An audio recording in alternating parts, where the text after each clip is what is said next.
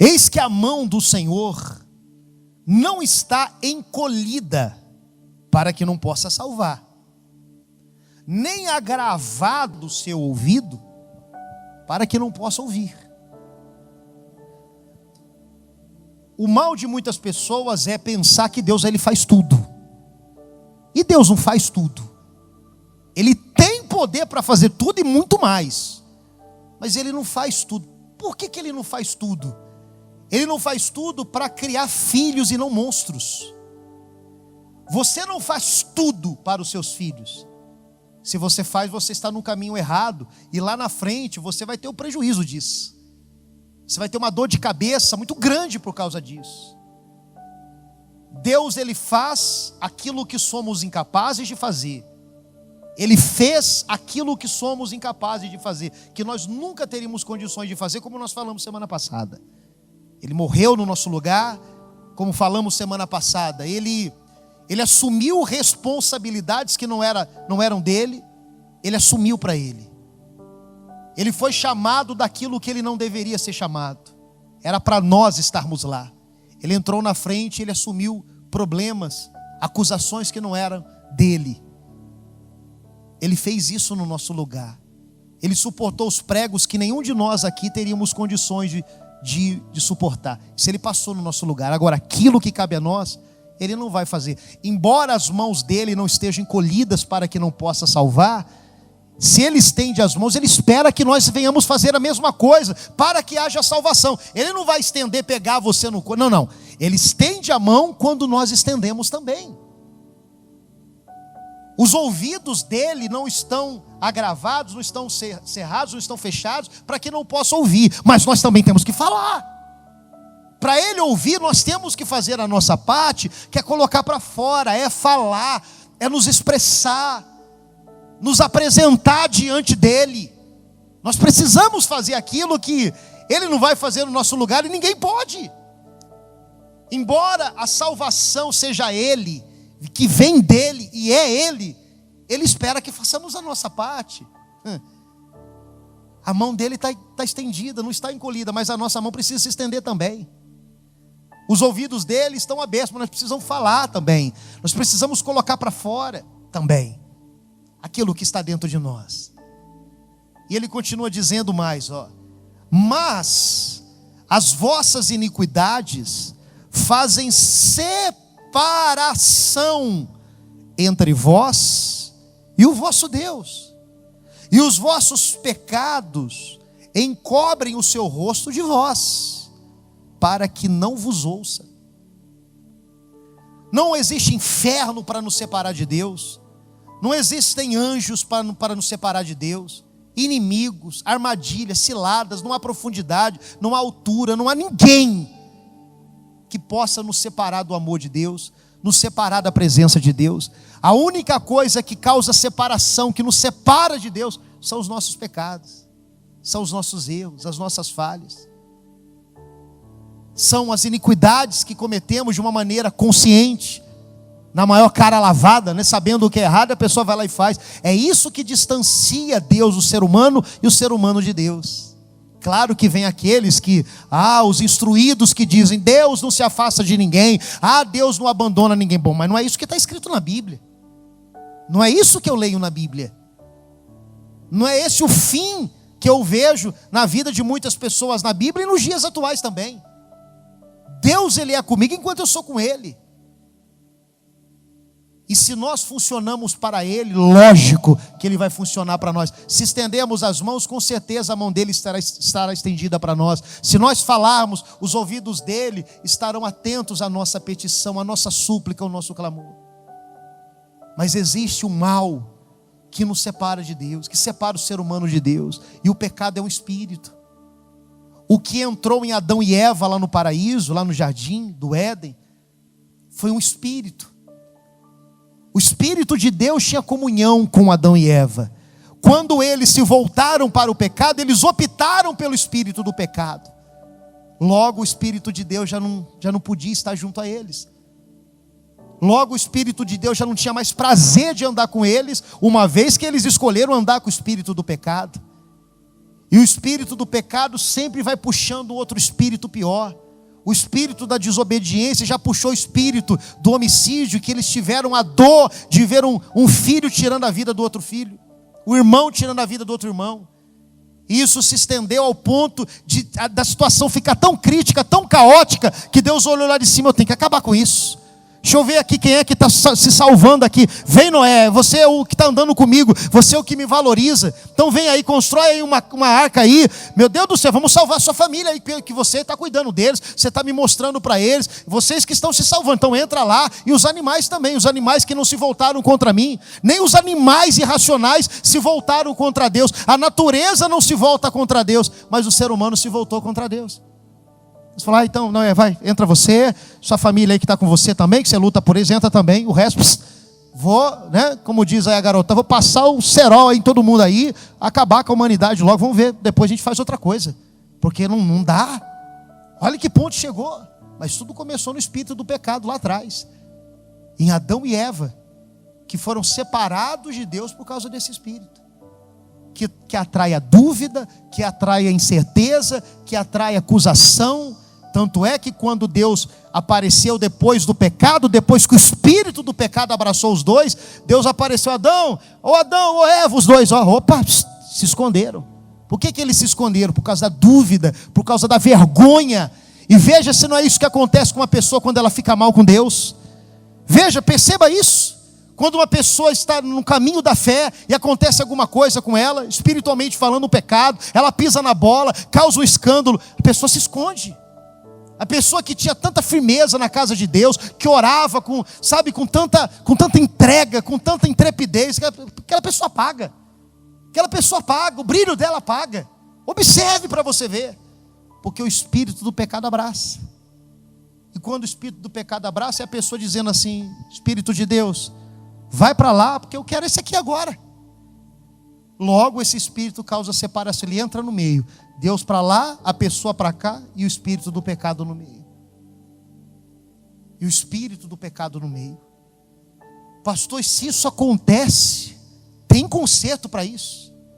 Quando uma pessoa desagrada a Deus, ela peca, ela erra, consciente ou inconscientemente, tem como ela rebobinar a fita, começar da estaca zero? Tem como ela recomeçar de uma maneira correta? Claro que tem. Ela tem que buscar o perdão dela e ela também se perdoar. Porque muitas pessoas, quando erram diante da face de Deus, elas se consideram indignas. Vem o sopro do diabo no ouvido: você não merece, olha, você não presta, quem diria que um dia você faria isso? E a pessoa, por mais que Deus esteja ali ansioso para perdoá-la, a pessoa não se perdoa. Agora a pergunta é: quem sou eu? Quem é você para não se perdoar? Você é maior do que Deus para não se perdoar? Quando Jesus foi questionado: vem cá, Senhor, quantas vezes eu devo perdoar um irmão que erra contra mim? Jesus falou para ele: se necessário for 70 vezes 7, ou seja, quantas vezes for necessário. Se Deus nos ensina a perdoar uma pessoa incontáveis vezes, você acha que Ele não nos perdoa? Agora vai eu lá e não me perdoa agora. Não, eu não mereço. Isso aqui, o que eu fiz foi muito grave, eu não mereço perdão. Não merecer, não merece mesmo. Mas quem somos nós para nós não nos perdoarmos? Somos melhores do que Deus agora? Se Ele nos ensina a perdoar alguém 70 vezes 7 se necessário, quem sou eu para não me perdoar? Quem sou eu para não pegar esse espírito do pecado e descorraçar ele da minha vida? Sai do meio, entre eu e o meu Senhor, você não vai ficar mais. Entre eu e a minha salvação, você não vai ficar mais. Entre eu e a minha eternidade, você não vai ficar mais. Assim como eu dei permissão para você entrar diante de uma falha, de um erro, agora eu não te quero mais. Desapareça da minha vida. E você se rende para Deus. Aí você clama a Ele, Ele estende a mão. Você estende a mão para Ele, Ele estende para você. Aí você fala, os ouvidos dele estão atentos para você, como nós acabamos de ler. Os braços de Deus nunca estarão encolhidos. Não, você não merece, você não presta, você não tem jeito, você não tem saída, você não tem solução. Ele nunca vai fazer isso. Ele vai estender o braço, mas Ele precisa que você venha estender o seu também. Imagine Pedro, como Pedro pisou na bola com Jesus, né? Imagina a cabeça de Pedro, como é que estava. Pedro, quando foi lá questionar: e cá, você é um deles, né? Eu não sou não. Jesus lá apanhando, Jesus lá já no martírio dele, Jesus sangrando, Jesus levando escarrada, Jesus levando soco, pontapé, Jesus sendo, martirizado ali. E Pedro: não conheço esse homem não. Não, você conhece assim. O jeito que você fala, não nega, você é um deles. Não tem, esses jeitinhos aí, não, você é um deles. Não, imagina, eu não sou não. Não, com certeza, 3 vezes Pedro negou Jesus. A Bíblia diz que Jesus de longe ele olhou para Pedro. Você já leu isso na Bíblia ou não? Jesus de longe, só deu uma olhada assim. Existem certos olhares, gente, pelo amor de Deus. Às vezes quando a esposa olha para a gente assim, com aquela cara assim, a gente já sabe, meu Deus. O marido olha com aquela cara assim, a esposa, aí chegar em casa vai ter conversa, aí vai dar pano para manga. Só com o olhar a gente já entende algumas coisas. Agora imagina o olhar de Jesus, todo machucado, todo ferido e decepcionado, ele olha para Pedro de longe assim, aí Pedro olha para ele. Aquele olhar de Jesus deveria ter sido tão fulminante para Pedro. E Pedro foi chorar, Pedro ficou arrasado com aquilo ali. Jesus foi crucificado, a notícia rolou, a notícia correu, e Pedro, se sentindo um lixo, Pedro desesperado, Pedro acusado, Pedro se sentindo, um traidor. Aí Jesus vai lá, ressuscita, a palavra se concretiza, ele volta ao 3º dia. Jesus marca de certa forma uma reunião, né? Vamos ver o que acontece aqui. Lá em Marcos, no capítulo 16, no verso 6, diz assim: e ele, porém, disse-lhes: não vos assusteis, buscai a Jesus Nazareno, que foi crucificado e já ressuscitou. Não está aqui, eis aqui o lugar onde o puseram. Mas ide, olha só o que Jesus mandou dizer: mas ide, dizei a seus discípulos. E a quem, gente? Tem um detalhe aí, depois da vírgula, Pedro não era um dos discípulos? Dizei aos seus discípulos, vírgula, e a Pedro, que ele vai adiante de vós para a Galileia, ali o vereis, como ele vos disse. Jesus mandou um recado. Se ele falasse assim: olha, fala para os discípulos se reunirem comigo, que eu estou indo lá para a Galileia, Pedro com certeza ia falar: não, eu não sou mais discípulo. Eu neguei Jesus 3 vezes. Quando ele estava apanhando, eu estava me acovardando. Quando ele estava levando tapas, socos, pontapés, eu me esquivei, eu me acovardei, eu disse que eu não o conhecia. Então eu não pertenço a esses discípulos mais. Sou um traidor, sou um covarde. Mas não, porque Jesus viu uma tristeza, um arrependimento profundo nele. Jesus também diz: mas fala para Pedro também. Os discípulos, inclusive, chama Pedro também. Ou seja, Pedro, minha mão está de que maneira? Vamos ver se vocês estão prestando atenção. Minha mão, meu braço está de que maneira? Estendido. Agora você tem que fazer a sua parte. Estende também para mim, Pedro. Estende para mim o teu braço também, que eu vou te salvar. Se volte, que eu vou me voltar para você. Tem jeito, Pedro. Você está atribulado porque você errou, se perdoa. Página virada. Vamos recomeçar? Vamos zerar? Vamos zerar, vamos começar da estaca zero. Não te condeno, mas muda também, pelo amor de Deus, muda, não faz mais isso não. Imagine Pedro quando recebeu essa notícia.